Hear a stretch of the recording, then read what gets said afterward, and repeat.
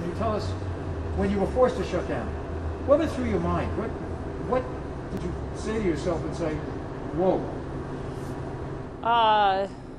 Well, I thought it was amazing. I was really shocked. I think we were all surprised at how quickly things happened. And we had so many exciting events that we had planned, especially between March and the end of June of 2020, that all just evaporated. It was almost unimaginable for us. You know, what we do is we make music, and we make music for people, and so the ability to do that kind of went away overnight, along with a lot of our revenue as well. And so we had a lot of things that we had to get figured out pretty quickly. And one of the things that we realized was we had to keep moving on. The musicians have to make music. Our community needed the hope and inspiration of music, and so we were really determined to try to do everything we could to try to keep making music and delivering music to the community. And that is, I think, you know, the great story of the Atlanta Symphony Orchestra during this pandemic, is that we found a way to keep on keeping on, and in the midst of all of this challenge, we have come together in a way that we hadn't anticipated, and we've done things we never imagined we would do, and we've reached more people than ever this year. So it's just tremendously exciting and incredibly challenging at the same time. What were some of those things that you were able to do that, you know, you really went off onto new platforms and new concepts that you'd never done before? What were some of those things, and how did they work? Well, one of the first things, as you mentioned, was trying to figure out what the new stage looks like. And so we started out with virtual stage activities. There were lots of videos figuring out how to make music with people in lots of different places and knit those together. I know you helped us cover one of those amazing projects where 800 people from all around the community sent in videos of themselves playing the Ode to Joy, and we were able to bring that together. So there have been some exciting things about like that. But then in addition to that, trying to figure out what kind of stage the Atlanta Symphony Orchestra would be able to deliver its concerts to our patrons on. And so we developed what we call the Behind the Curtain series. It's an all virtual concert series that takes the music making that's happening in Symphony Hall, records it on high quality video equipment, and really helps you feel like you're right there in the hall with the musicians. You get all these great up close pictures, you get to see facial expressions, you get to see reads, you get to see the interaction of the musicians, and it's been a wonderful way to keep the music going and also to keep it coming out to the audiences in ways that have been especially impactful for us. Well, what's interesting is the fact that you have presented all of that and you've given it out free basically to the community. So how has this impacted your revenue? How has this impacted what the symphony has done, both as what it might have lost and the number of people on the staff, and then carrying it a step further to keeping the fundraising thing going? How has this affected your bottom line? Because you're doing great things, but you still have to pay your orchestra. Right. You still have to pay the people doing all your videos, and you're giving it away for free. Right. Yeah. And it's been a whole year.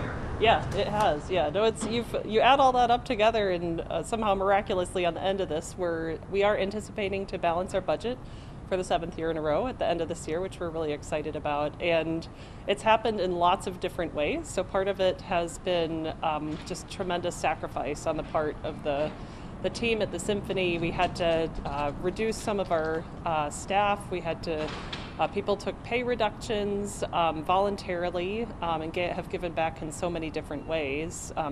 We've had donors who've stepped forward and been incredibly generous with us, and then in addition to that, we have found a way to continue providing this content to the community, which helped our subscribers also be very generous with us during the pandemic. And how much money have you actually lost in revenue for this year, and how many staff people have you literally had to lay off? Does any of that staff include musicians? No musicians have been laid off. We did have to reduce our administrative staff by about 25%, which is about 15 positions, and some of those were furloughed, some were unfortunately laid off. In total, the impact to our bottom line in terms of loss of revenue was about $11 million. And you say you're still going to balance the budget with a loss of $11 million? Like I said, it's a miracle. I mean, it really is. I mean, I've never heard of anything like that. So you have literally been able to recoup. Where did all that money come from? Because you're not charging people.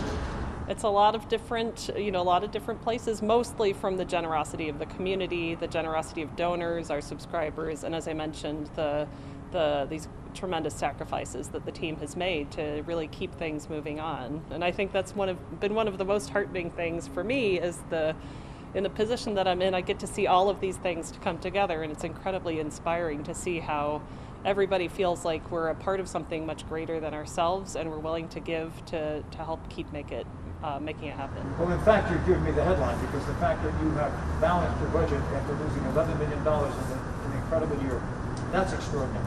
Now, if we could just change gears for a minute, and let me ask you, Jennifer, about looking ahead. The pandemic is slowing down. We hope that the vaccinations are going to have a massive effect. And by the way, let me ask you, are the artists getting vaccinated in any way, or do they have to follow all the same protocols as everybody else? We all follow exactly the same protocols as everybody else. So as you become eligible, people are gradually becoming vaccinated, which is very exciting. We're really looking forward to being able to bring audiences back here to Symphony Hall to be able to see us in person.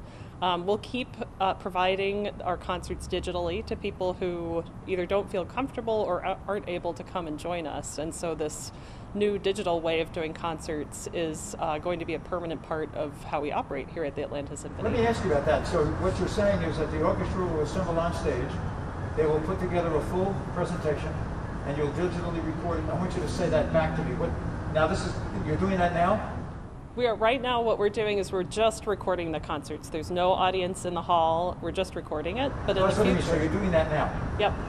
Well, let's look ahead if we can. Mm-hmm. Hopefully, as the pandemic lessens and things get back to normal, what are your plans going forward? What are you looking at for the fall, for the summer, for the fall of 2021 and going ahead? With all you've learned from what's happened this past year, what lies ahead? Well, there are a few big things that lie ahead for us. One is getting kind of sort of back to normal. Gradually in September, we'll start having concerts again. We'll allow audiences to rejoin us here in Symphony Hall, and people will be able to come hear the live music and have that wonderful in-person experience. But as we do that, we'll continue to provide digital videos for anybody who can't join us, and so we'll have another way to be able to share the music with audiences moving forward. One of the other big things that we've learned during the pandemic is that young people are still making music. They really want to learn. Teachers need our support, and so we've formed some really fantastic new partnerships with our friends at the Georgia Music Educators Association, and we're in the process of creating videos for them to use to help support their students' learning as well. And so that's something that we'll keep doing into the future and be able to provide the expertise and enthusiasm of the members of the Atlanta Symphony Orchestra to music students throughout the state. So could you say then that the symphony really did find at least somewhat of a silver lining in coming up with new techniques, new ways of doing things?